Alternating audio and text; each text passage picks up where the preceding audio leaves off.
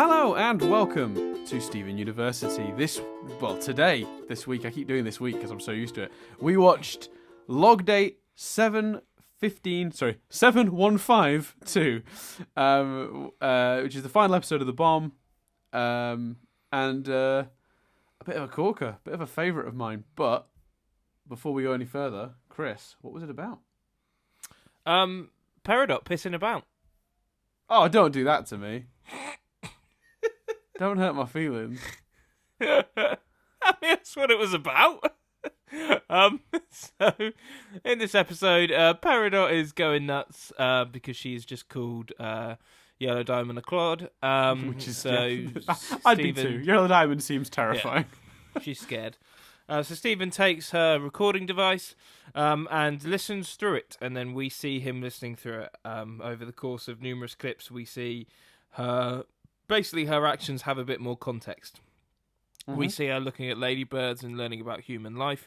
We see her watching a camp show about camping and falling in love. It's basically, I think it seems like a Canadian like Big Brother or Survivor, yes, but set on like in a camp rather than on an island or in a house. Yeah. We see her learning that not all humans fly by pushing Greg off the roof, which is an amusing clip. I just love that moment so much. And we see her like bond and laugh with Amethyst, and we see her kind of accept and get to know Pearl, but we see constant struggles with Garnet, and she culminating in her trying to fuse with Garnet to understand her more, which she can't bring herself to do. So the episode concludes with her getting the recorder back, and her, Garnet, and Steven sharing a thumbs up. Mm-hmm. I think what is most important about this episode, and the thing I love the most about it, is when Garnet basically says, "I think that it doesn't matter that you chickened out," for lack of a better phrase. This isn't how Garnet says it. I've not got the quote in front of me yet. Obviously, I'm paraphrasing. Garnet would never use the phrase chickened out. But she basically says it doesn't matter that you couldn't fuse with me. What's really important is that you made the effort and you tried to fuse with me, something you clearly don't want to do because you want to understand, because you want to bridge that gap. And that's progress in itself. And that to me is what this episode does, is because we've seen an episode of Peridot trying to work out her situation with Amethyst. They went to the kindergarten and she thought she was flattering Amethyst. I don't know if you remember that episode. And then we saw the episode where she came to terms with the fact that she sees Pearl as a low-class gem, but Pearl proved herself to be an equal mechanic to her, an engineer to her, when they had the robot fight. So what with the gap we were missing really was her sort of how she came to sort of have a closer relationship, or at least a functional relationship with Garnet. And I think this episode does such a wonderful job showing how these two characters, might come to see eye to eye in any way, shape, or form. And I think it's so beautiful. And that moment at the end where Stephen looks out and sees them sat next to each other and they're talking, and it's clear they've become friends. I think that's one of the more powerful moments of this bomb, in my opinion. And even though this isn't necessarily the finale, I think people probably would be hoping for in a bomb. They probably wanted something bigger in terms of the mythology. From a character perspective, I think this is such a very important episode. I think it's a great ending to the bomb, because actually a lot of the bomb has been about this. Yes. A lot of the bomb has been dealing with Peridot's relationships with each of the gems. Yes. It's a great way to end the bomb. It's a bad way to end the series. It doesn't feel like a series finale. It feels like a finale to the bomb. I think it's, before we dissect that, I think its greatest strength is the fact that its placement, the fact that it is the last episode of The Bomb, because I joked last week about pretending that I was going to fool you by claiming that I'd watched this episode first.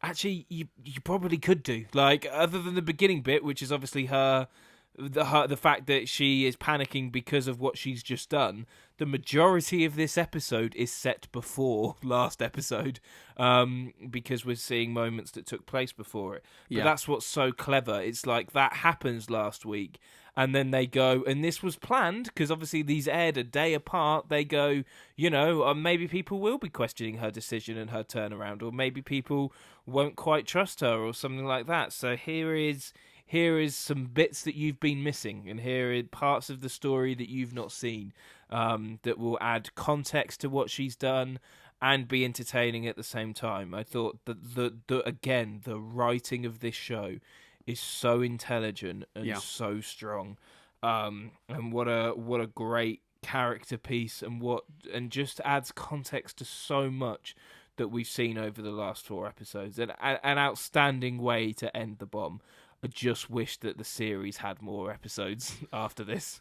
Yeah, because if you were viewing this I am not disappointed, because I only have to wait a few. Well, actually, we're waiting a little while because we've got a Van gap and I now. are both going away. So yeah, we've got about a week's gap or something like that.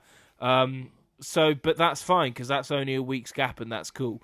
If I had an indefinite gap, if I had a year's gap, I would imagine being a bit like, oh, that's great, but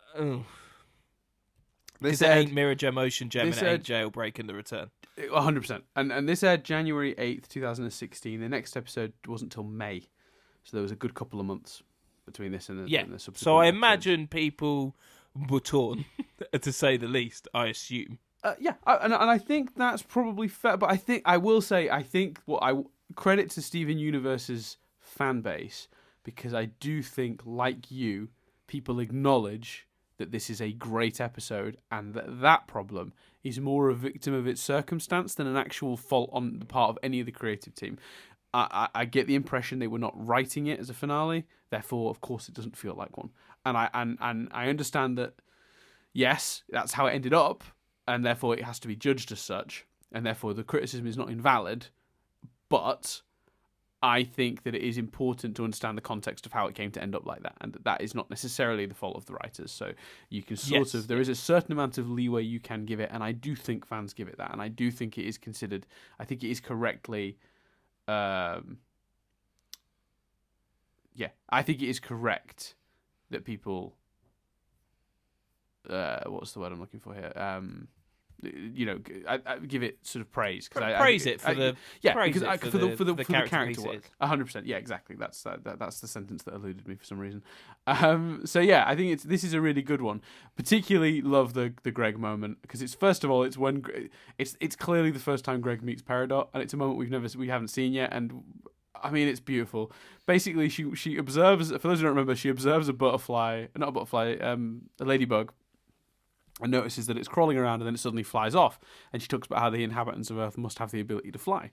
So then there's a couple of other little quick scenes, and then it cuts to her, and Greg's on the roof repairing it, and she wanders along. And he's just like, "Hi, you must be Peridot. I'm Greg." And then she just, without saying a word, shoves him straight off the roof. Just pushes him straight off the roof. Garnet catches him, thankfully, and is like, "Well, you can't do that. Humans are fragile and soft." And he's like, "Well, I don't think a 6-pack would have helped me in this situation," which is a really great line. Yeah, it's a great line. But there's so much about that moment that I love, particularly from Peridot's perspective, because it's that she doesn't say a single word.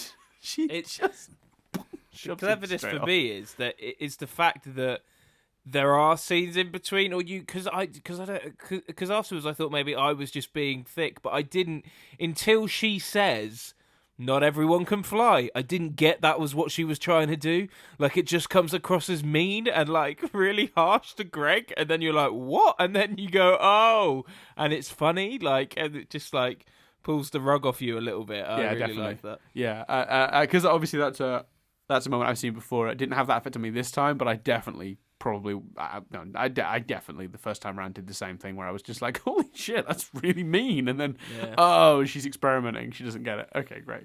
I also love that because Steven introduced her to the concept of a shirt, she now calls all clothes shirts, even when she finds the shorts, which I love. She wears boxers, yeah. Which I love that moment so much.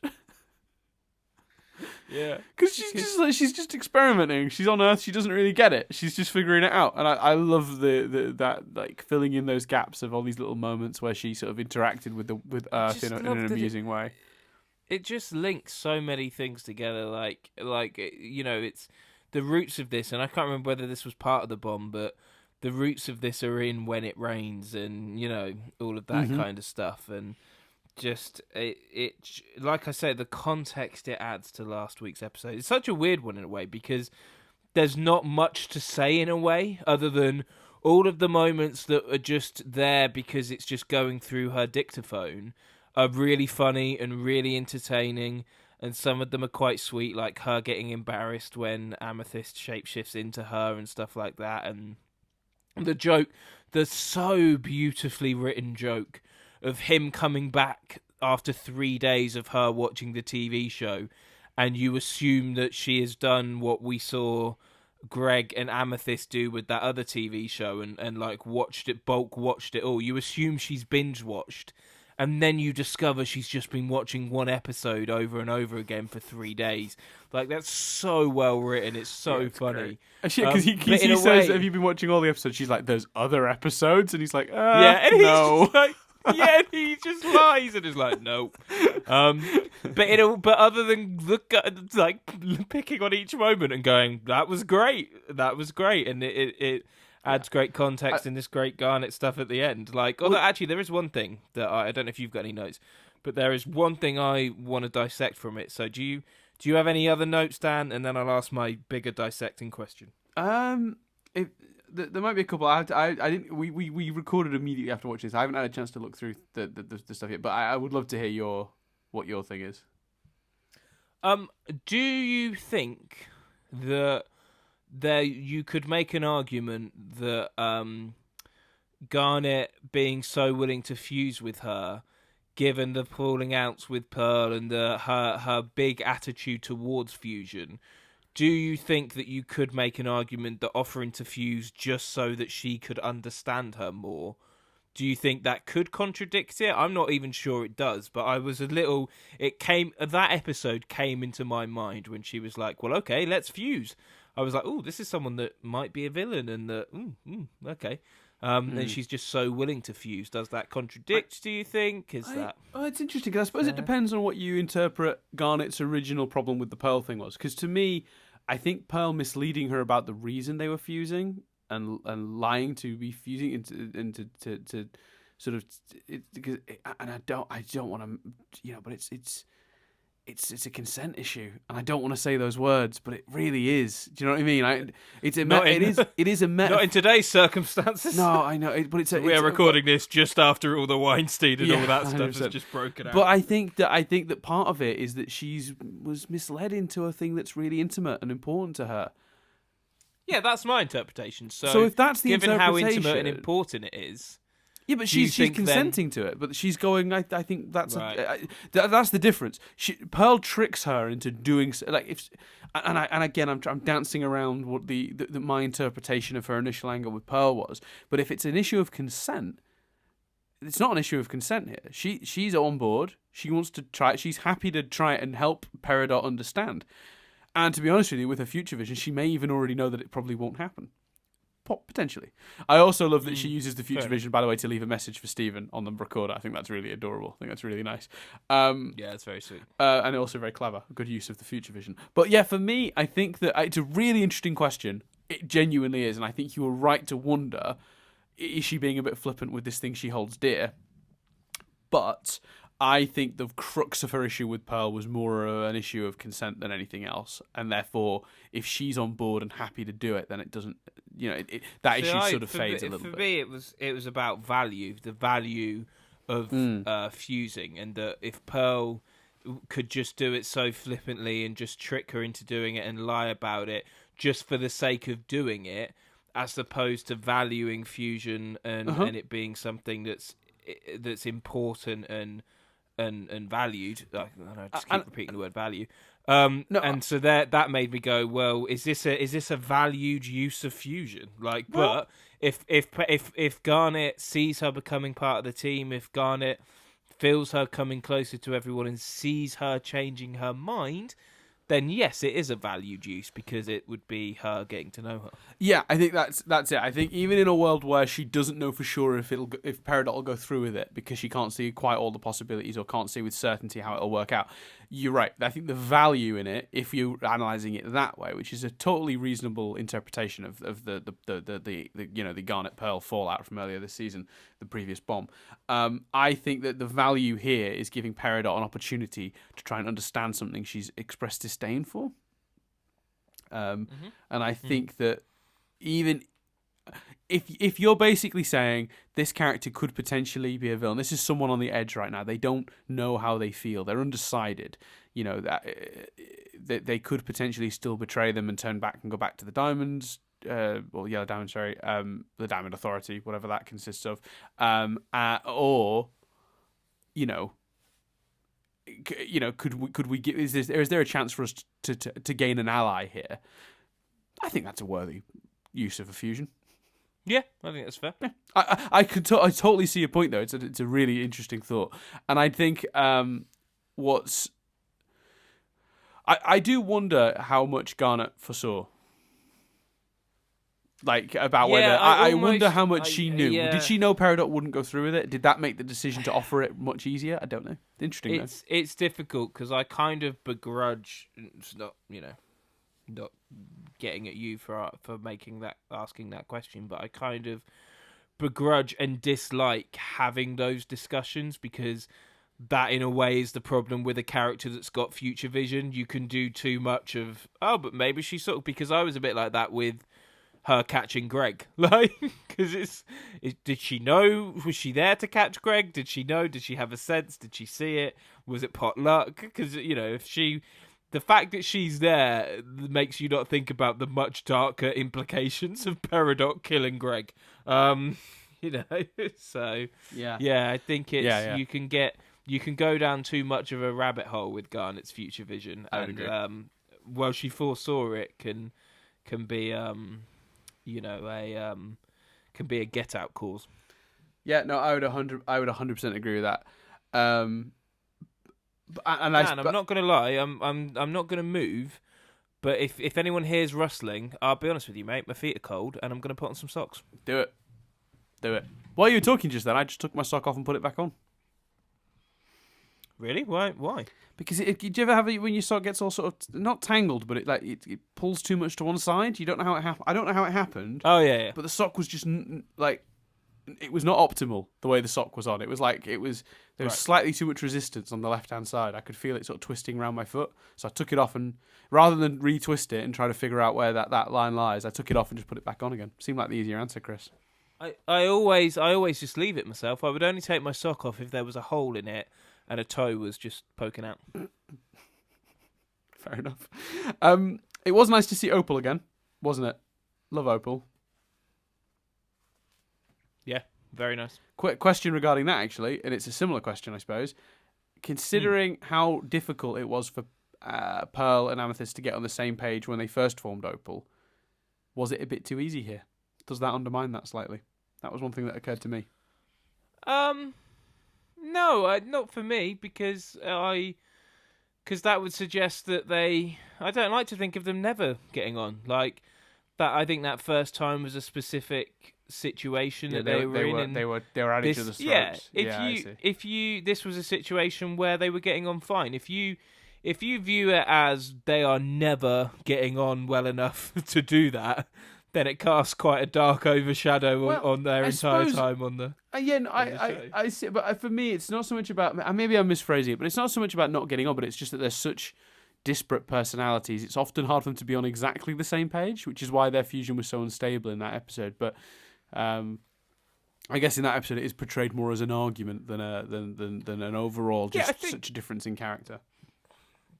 If you view them as a family and you think of the family dynamic, then it would, and their sisters, or their family, then that makes complete sense. Sometimes you are, at loggerheads and not getting on at all, and sometimes you can feel the same way and be in sync without even having to talk about it. That's just, they're a family.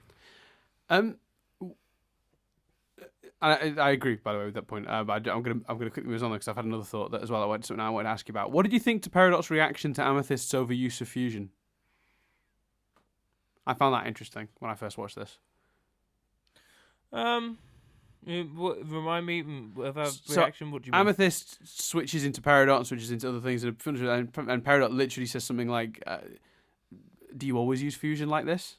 Like, not fusion. Sorry, not fusion. Sorry, shapeshifting. I've said shapeshifting. Right, that makes more sense. Oh, sorry. Because her reaction to them fusing, I thought made complete sense. No, I was sorry. Like, yeah, but that's, I've just because we were talking about fusion so much, the word fusion's in my head. Sorry, Amethyst shapeshifting. Amethyst shapeshifts, and she's like, "Do you always use shapeshifting that way?" She finds that kind of interesting. No, I don't. I didn't have a particular reaction to that. I just thought that was her taking an interest. Yeah. In a character that uses shapeshifting way more than the other characters.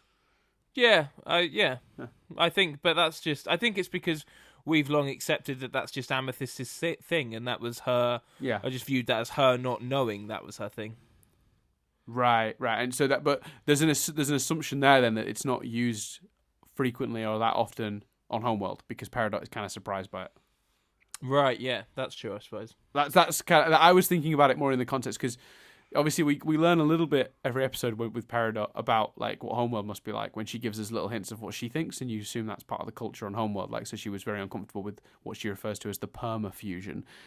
So I suppose we can draw that maybe Amethyst's playful use of shape-shifting to be lion and then to be a chicken, which is, by the way, a punchline to a fantastic moment in this episode. Because Peridot laughs at a joke about why does a chicken cross the road, but Lynn's like, I don't get it, what's a chicken? And then later on you see, without any context, without her asking, you don't see the bit where she broaches the subject, but you see the moment where Amethyst just turned into a chicken for Peridot, and she's like, I get it. But yeah, I think that you can infer maybe from Peridot's reaction that maybe not fusion. Sorry, I keep doing that. Shape-shifting is maybe not used that frequently, or certainly not used for such casual things on a Homeworld.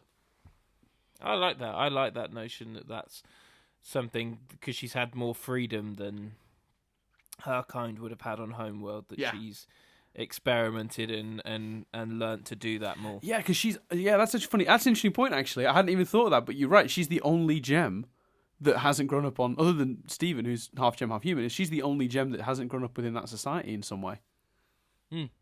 She seems to have pretty much been created and then immediately been part of the rebellion, therefore has spent her life outside of that society. She's never been put in a class box or in a she's never had rules to follow. So if you haven't got the rules, then you're shape-shifting all the time. That's really interesting. I hadn't even thought of that, Chris. Look at you, putting stuff together that even I hadn't thought of. And you are truly a proper fan of this show now. I love it so much. Let's have a look. Oh, yeah, this is the first episode. I love the show, but resent you for that love. Yeah, I know. I understand. I think this is ultimately what's going to destroy our friendship. Every time you like the show more, you hate me a little more as well, I think. Because I'm winning, basically, and it makes you resentful. This is the first episode to directly reference the fact that all the crystal gems incorporated a star into their design. And when you see past designs, once you see their past designs in previous episodes, they don't always include a star. The star seems to have become a bit of a symbol of the crystal gems. So I love the idea that Peridot was like when she's in the beginning of the episode when she's losing her mind for those who don't remember, she's a bit like, where am I going to put a star? Yeah. Do I have to have a star now? A star now. Where should I put the star? Yeah. And I suppose the thing I thought in this moment, and again, not confirming, denying where anything goes, but the thing I thought in this moment is if she ever poofs, you could potentially envision her returning with some sort of star built into her design. Oh, that's nice. Yeah. That was my assumption when I saw this, when she made that joke. I like that. Yeah, wouldn't that be nice?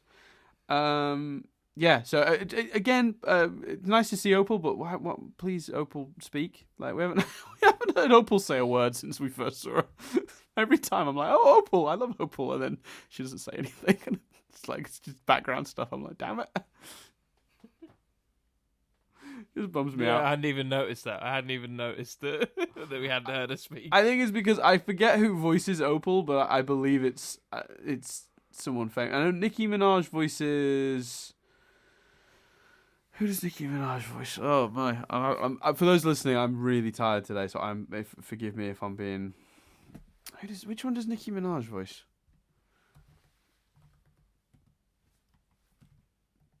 Oh dear. Maybe I'll do some Eddie while Dan types and looks it up. I'm gonna have to because why am I having Sugalite? Dear Lord, thank you. Sugalite. Fuck him. What upsets me is that I was saying, as you were typing, I was like, maybe I'll sing as Eddie. But what upsets me is I've put a real... By saying yesterday, oh, maybe our thing for this bomb is my Eddie from Pearl Jam impression. And I still maintain that, I do resent you for making me love this show. I think the most fun I've had on this podcast was when we did our Pearl Jam cover, We Are the Crystal Gems section the other day. But what upsets me is, by calling it part of the bomb, I've kind of put a limit on it. And I'm aware that for everyone else, this is no longer funny. Anyway, but I'm still really enjoying doing it. And now I can't do it beyond this episode because I've made it clear that this is part of the bomb. So, pretty good about that. Yeah, it's true. It's Aimee Mann, voices Opal. Aimee Mann, who's a obviously famous singer, songwriter, guitarist lady. Speaking of famous singer-songwriters. I think she might... Is she married to... I could be wrong, but is she married to Neil Gaiman, Aimee Mann? I could be wrong.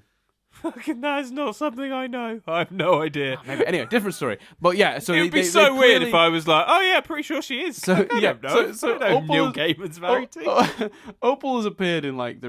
Opal appeared in, I think, The Return and Log Date. 7:15:2, which one we just watched, and Giant Woman. Those are her three appearances so far. Yeah, and yeah, has not spoken since Giant Woman. I guess they couldn't get Aimee Mann in, so I've just verified that because I was like, am I right? Am I right? I am right, Chris. And it upsets me. I wish Opal would have someone. I think someone in the comments agreed with me. Actually, I think someone else has made that in the comments. Said about they wish there was a bit more Opal going on. I'd be on board with that. Fair enough. Any other notes, Dan? Just that I've just noticed that the Camp Pining Hearts, the flag, it's actually similar to the Canadian one, but green instead of red. But it also shows a maple syrup bottle. Oh yeah, with a green maple leaf. So it's like Canada, but a Canada that chose green instead of red for its flag. In the alternative Steven Universe world. Well, that's the thing is, Rebecca Sugar has always said the world of Steven Universe is like ours, but the history is slightly different because the gems interfered with everything, like by existing. The Gem War. Do you think Pearl Jam still exists in that world? I'd imagine so. Yay. I'm not even... You know what? I know like 2 Pearl Jam songs. Not even a massive Pearl Jam fan. And I'll be honest with you, Chris, it's not that great an impression. But, you keep... you keep... But I just enjoy it. Yeah, I know. I do like a lot of bands with singers like that, like Lifehouse and stuff like that. Not Nickelback. Not that I'm shitting on anyone that likes Nickelback, but... You'd assume Nickelback, but no, not particularly. But Lifehouse are one of my favourite bands. Just a piece of personal information there. I just one comment that's like, "Hey Chris, I love Lifehouse too." I'd appreciate that. Look what you might Anything else? That's a Nickelback song. What one? I was singing "Money Bought." Oh, that was well, Dan. Well, we're not a Nickelback fan particularly, but go. That first album was good. Silver Side Up, or not? I think it was their third album technically, but that album everyone had. I seem to recall there being. I seem to recall there being 2 good songs, and one of them was that one, and I only remember that line from it, which is bad. Look what you. I quite liked. I quite like Too Bad. It's too bad. It's too late. It's too long. I quite like that one. Oh. They're not great, are they? Nickelback. No, but everyone shits them. I don't want to join the hundreds of people shitting on Nickelback. Yeah. They're not great though. Give me Puddle of Mud any day, mate. What I love is I'm sure that most of the listeners to this podcast are far younger than we are, and therefore are baffled right now. Yeah. Anyway, moving on. That's everything for this week. We'll speak to you. We'll speak to you next week, I guess, on Tuesday, as we discuss. Oh, how do I say this without upsetting Chris? As we discuss Super Watermelon Island.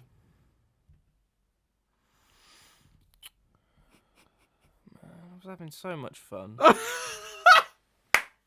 For those who don't remember, Chris didn't have much. He didn't hate the last Watermelon episode, but he did express quite a. He found them creepy. That's the bottom line. He finds the watermelons creepy.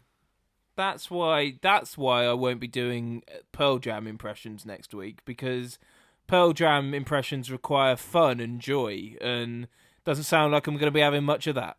So, Happy New Year. Anyway, moving on. We'll be going back to work. Actually, I think we go back to work on like the 2nd of January, so we're already back at work, but still. Yeah, that's it'd be the 10th of January, 9th of January? 9th of January for episode 79, which is Super Watermelon. Wait, hold on. When did this bomb start? The 1st or the 2nd? Bomb started on the 1st. So the bomb goes from the 1st to the 5th, and then obviously... So this is the 5th? Today is the 5th of January. Oh, tomorrow's my birthday. Happy birthday for tomorrow, Chris, in the future. It's weird to be wishing you happy birthday in October. It is odd, isn't it? Yeah. But happy birthday, I guess. Everyone wish Chris a happy birthday in the comments. That'd be nice. There you go. And let me know if you like Lifehouse. It will make Chris's birthday much better if you like Lifehouse. It'll make him happy. You can make him happy on his birthday. All you got to do is admit you like Lifehouse. What I've done now, though, is I've poisoned the well, because now every person who says they like Lifehouse, you'll be like, yeah, but are you just saying that because it's my birthday tomorrow? No, you don't joke about liking Lifehouse. Okay. All right. Hanging my moment here with you. Not even their most famous song. 'Cause it's you and me. Stop, Chris. And all of the people. I know tomorrow is is your birthday, so I'm going to be nice about it, but stop. No one wants to hear that. Right, fair enough. Yeah. Anyway, that's everything for this week. We'll see you on Tuesday as we discuss... Oh, no, we got to do the names. I feel wrong not doing the names, Chris. I've been Dan Doolan. I've been Chris Billingham. And we'll speak to you on Tuesday as we discuss Super Watermelon Island.